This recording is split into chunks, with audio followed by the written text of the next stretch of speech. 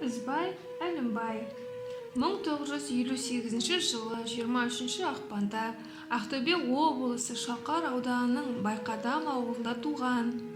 Мектеп бітірген соң жалын қой өсіруші комсомол жастар бригадасында 2 жыл еңбек етті.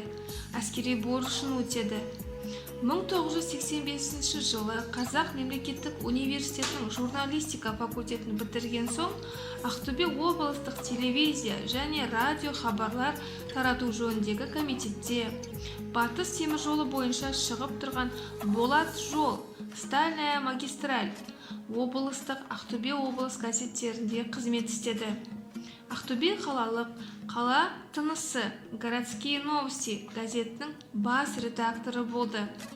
Сықақ әңгімелері, ара, қазақи әдебиеті, лениншіл жас тәрізді республикалық басылымдарда «Көреміз бе, қайтеміз» атты ұжымдық жинақта басылды.